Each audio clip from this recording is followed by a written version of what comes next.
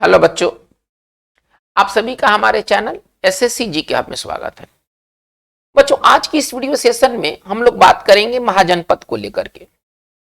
आज की इस वीडियो सेशन में हम लोग 25 एमसीक्यू को करने वाले हैं जो कि महाजनपद से रिलेटेड होंगे और ये काफी इंपॉर्टेंट क्वेश्चंस हैं जो कि बार बार पूछे जाते हैं। बच्चों, वीडियो को सीधे देखने के बजाय पहले आप इस एमसीक्यू को खुद से करने का प्रयास करें। 1 से लेकर 25 तक आप खुद से बनाएं। इसके बाद आप वीडियो को पॉज करके समय लेकर के बनाएं और इसके बाद आप अपने आंसर को वीडियो में बताए गए आंसर से एक बार मैच कर लें। अगर आपका जो टोटल अगर स्कोरिंग अगर 20 के अगर एबव है तो आपकी तैयारी बहुत बढ़िया है, और अगर 20 के नीचे है तो इसका मतलब है कि आपको मेहनत की मात्रा बढ़ानी होगी। तो चलिए इस इंपॉर्टेंट वीडियो सेशन की शुरुआत करते क्वेश्चन नंबर 1 से। करें कि उज्जैन का प्राचीन काल में नाम क्या था? आज जो उज्जैन है मध्य प्रदेश में, इसका प्राचीन काल में क्या नाम था? सवाल पूछा गया है। इंद्रप्रस्थ, अवंती, तक्षशिला और पाटलिपुत्र। बच्चों, ये जो सवाल है ये कई बार पूछा गया है, अलग अलग तरह के परीक्षाओं में कई बार इसे पूछा गया है। इसका जो राइट आंसर होना चाहिए अवंती होना चाहिए। आज जो उज्जैन है इसका प्राचीन काल में इसका नाम अवंती था। 1 का राइट आंसर हमारा जो होगा वो बी होगा। नेक्स्ट क्वेश्चन की ओर हम मूव करते हैं।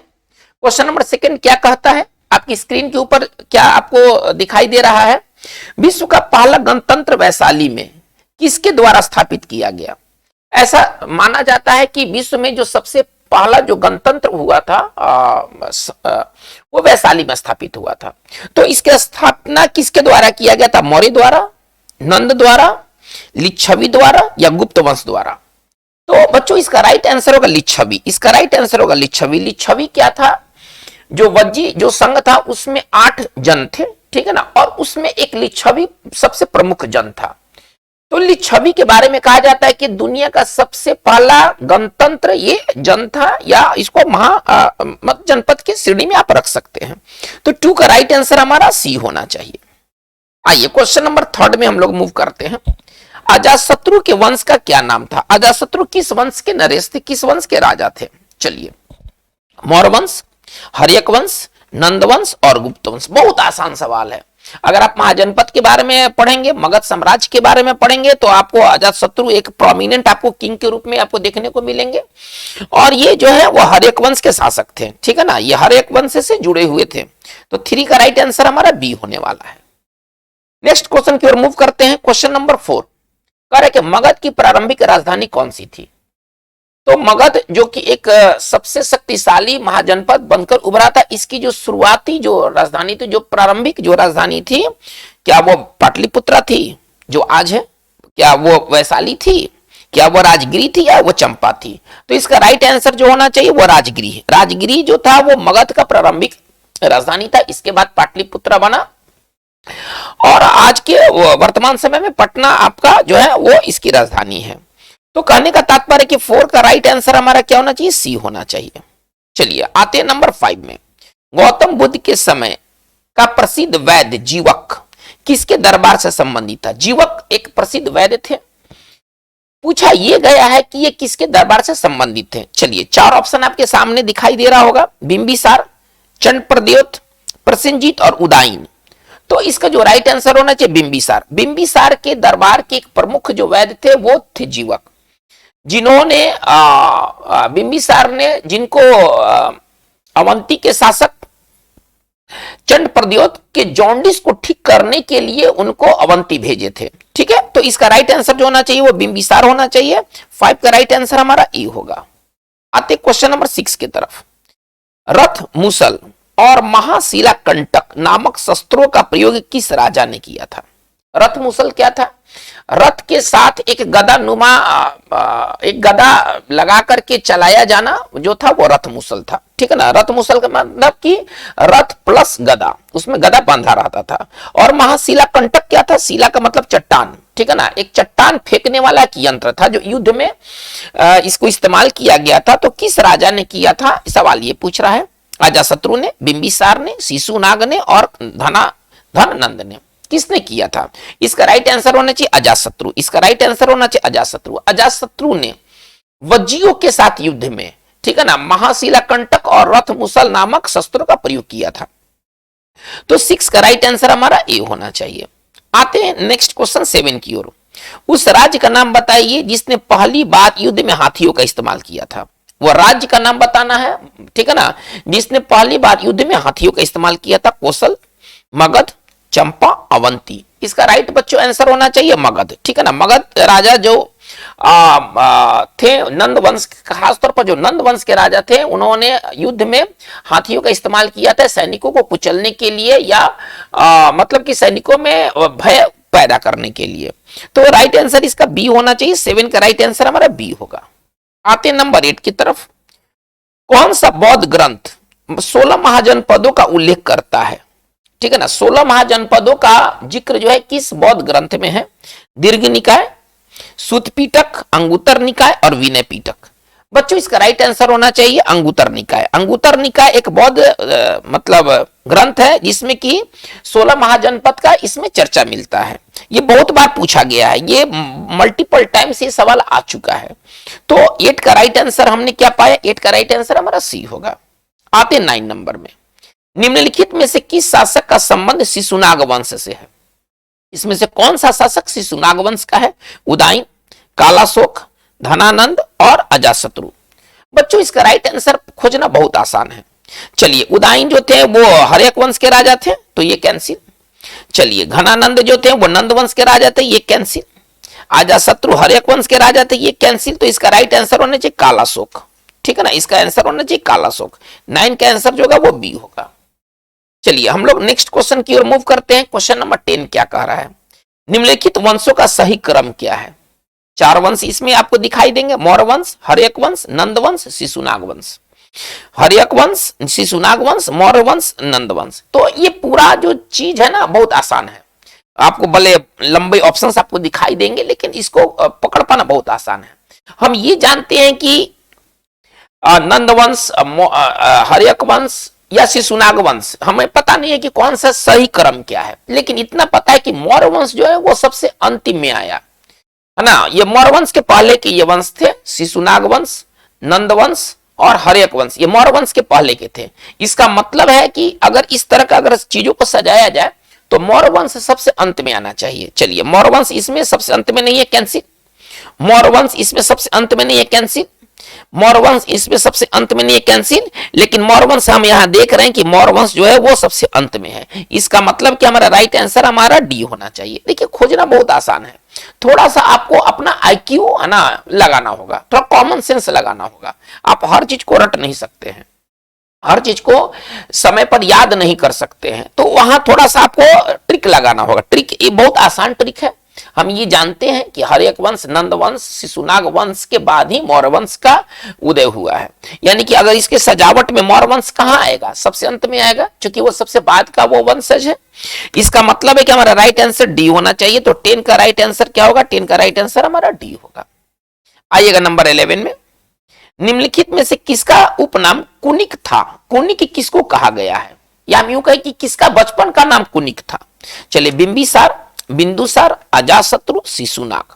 ये बहुत इंपॉर्टेंट सवाल है और इसका राइट आंसर अजातशत्रु होना चाहिए, ठीक है ना। अजातशत्रु का जो उपनाम या यूं कहें कि बचपन का नाम कुनिक था, ठीक है। यानी कि हमारा 11 का राइट आंसर हमारा सी होगा। आइएगा नंबर 12 में आते हैं। हर्यक वंश का अंतिम शासक था। कौन शासक अंतिम शासक था, प्रारंभिक और अंतिम, ये अवश्य सवाल पूछता है। पहला स्थापना किसने किया, अंतिम शासक कौन था, पहला शासक, अंतिम शासक, ये बहुत इंपॉर्टेंट है एग्जामिनेशन दृष्टिकोण से। आइए, नागदशक, उदयन, घनानंद और इनमें से कोई नहीं। बच्चों इसका राइट आंसर होना चाहिए नागदशक। नागदशक जो था वो हर्यक वंश का अंतिम शासक था। इसके बाद शिशुनाग वंश की स्थापना हुई और अंत में नंद वंश की स्थापना हुई। तो 12 का राइट आंसर क्या होगा, 12 का राइट आंसर हमारा ए होगा। आइए क्वेश्चन नंबर 13 में। मगध के किस प्रारंभिक शासक ने राज्यारोहण के लिए अपने पिता की हत्या कर दी। सवाल एक बार फिर से सुना जाए। मगध के किस प्रारंभिक शासक ने राज्यारोहण के लिए मतलब गद्दी पाने के लिए अपने पिता की हत्या कर दी एवं स्वयं भी इसी कारणवश मारा गया, फिर उसी के बेटे ने फिर उसको भी मारा राज्यारोहण के लिए। यानी कि किसी व्यक्ति ने अपने पिता की हत्या कर दी, बाद में उसके बेटे ने उसकी हत्या कर दी। सवाल का प्रारूप ये है। चलिए, ये राजा कौन था भाई? बिंबिसार, ठीक है ना। चलिए, अजातशत्रु, उदयन और नागदशक। तो बच्चों इसका राइट आंसर होना चाहिए अजातशत्रु। अजातशत्रु ने बिंबिसार की हत्या की थी, और फिर उदयन जो कि अजातशत्रु का पुत्र था, उसने अजातशत्रु की हत्या कर दी। ठीक है, तो अजातशत्रु को पिता की हत्या के कारण इसको पितृहंता भी कहा गया है ना। हालांकि ये तो काम उदयन भी किया था, लेकिन पितृहंता का जो टाइटल है ना, ये मिला हुआ है अजातशत्रु को मिला हुआ है। तो यानी कि 13 का राइट आंसर हमारा क्या होना चाहिए? 13 का राइट आंसर हमारा बी होना चाहिए। आइए नंबर 14 में, निम्नलिखित में से किसे यूनानी या ग्रीक कह लीजिए, ग्रीक लेखक द्वारा अग्रमीज कहा गया है? अग्रमीज इनमें से कौन से राजा हैं? चलिए, अजातशत्रु, कालाशोक, महापद्मनंद और घनानंद। बच्चों इसका राइट आंसर होना चाहिए घनानंद, है ना। घनानंद को यूनानी लेखक या इसको ग्रीक राइटर्स ने क्या कहा है? अग्रमीज कहा है। 14 का राइट आंसर जो होगा वो डी होगा। आइए नंबर 15 में, निम्नलिखित में से मगध का कौन सा राजा सिकंदर महान का समकालीन था? यानी कि जब भारत पर अटैक किया था तो उस समय, है ना, मगध का राजा कौन था? आपसे सवाल ये पूछा गया है। महापद्मनंद, ठीक है ना, घनानंद, सुकल्प और चंद्रगुप्त मौर्य। बच्चों इसका राइट आंसर होना चाहिए घनानंद, ठीक है ना। सिकंदर के समय जो था वो घनानंद मगध का सम्राट था, ठीक है। और घनानंद की विशाल सेना को देख करके सिकंदर की सेना बिना लड़े ही वापस चली गई थी। तो इसका मतलब है कि मगध पर सिकंदर आक्रमण नहीं कर पाया था। चला तो था आक्रमण करने, लेकिन विशाल फौज को देख करके फिर उसे पीछे हटना पड़ा। 15 का राइट आंसर बी होना चाहिए। आइएगा नंबर 16 में, दक्षिण भारत का एकमात्र जनपद था। जैसे कि हम जानते हैं कि टोटल जनपद की संख्या कितनी थी? 16। इसमें से केवल एक ही जनपद जो था वो दक्षिण भारत का जनपद था। चलिए, अस्मक, गंधार, कंबोज और सुरसेन। बच्चों इसका राइट आंसर होना चाहिए अस्मक, ठीक है ना, जिसकी राजधानी जो थी पोटली या पोतली, कहिए पोटली या पोतली। इसकी राजधानी जो थी पोतली या पोटली थी, एक ही चीज है। चलिए, यानी कि 16 का राइट आंसर हमारा जो होगा वो ए होगा। आइएगा नंबर 17 में, करके निम्नलिखित महाजनपदों में से किसमें गणतंत्रात्मक व्यवस्था थी? कौन सा इसमें राजतंत्रात्मक नहीं था? कौशल, अंग, वज्जी और सुरसेन। बच्चों इसका राइट आंसर होना चाहिए वज्जी, ठीक है ना। वज्जी के अलावा एक मल्ल, जो कुशीनगर के जो मल्ल थे वो भी, है ना, गणतंत्रात्मक थे। लेकिन बाकी इनको छोड़ दिया जाए, वज्जी और मल्ल को छोड़ दिया जाए, तो बाकी जितने भी महाजनपद थे वो राजतंत्रात्मक थे, ठीक है। तो 17 का राइट आंसर हमारा क्या होना चाहिए? सी होना चाहिए। आइए नंबर 18 में आते हैं, निम्नलिखित में से किसने पाटलिपुत्र को मगध का राजधानी बनाया? बहुत इंपॉर्टेंट, ये VVIA सवाल है, ये कई बार पूछा गया है ना। निम्नलिखित में से किसने पाटलिपुत्र को मगध का राजधानी बनाया? कालाशोक, अजातशत्रु, उदयन और शिशुनाग। बच्चों इसका राइट आंसर होना चाहिए उदयन होना चाहिए, ठीक है ना। उदयन ने ही सबसे पहले पाटलिपुत्र को मगध का राजधानी बनाया था। तो हमारा 18 का राइट आंसर हमने क्या पाया? सी पाया। आइएगा नंबर 19 में, निम्नलिखित में से किसने स्वयं को एकराट घोषित किया है? एकराट, है ना, एक उपाधि है जिसको घोषित किया गया है। और इसको देखा जाए कि इसका राइट आंसर क्या होना चाहिए? बिंबिसार, शिशुनाग, अजातशत्रु और महापद्मनंद। बच्चों इसका राइट आंसर होना चाहिए महापद्मनंद। नंद राजाओं ने, ठीक है ना, स्वयं को एकराट घोषित किया है। ये एकराट एक सरनेम है, आप ऐसे समझिए। तो राइट आंसर क्या होना चाहिए? 19 का राइट आंसर डी होना चाहिए। आएगा 20 में, करें लिच्छवी कितने जनों का एक समूह था? अभी थोड़ा देर पहले बात किया गया है, अगर आपको याद है तो आप यहां पर आप टिक कर सकते हैं, ठीक है। चलिए, इसका राइट आंसर देखते हैं क्या है। 6 है, 8 है, 4 है और 10 है। तो बच्चों ये जो लिच्छवी थे ये कितने जनों का समूह था?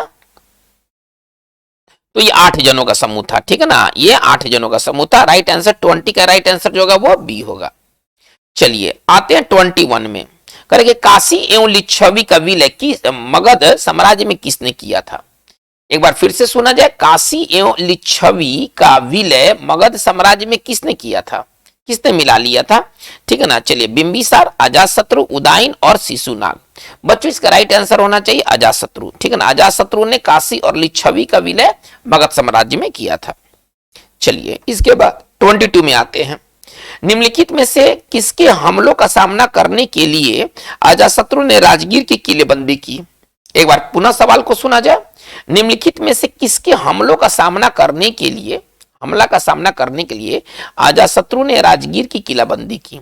चलिए, अवंती का हमला, वज्जी का हमला, कौशल का हमला, काशी का हमला।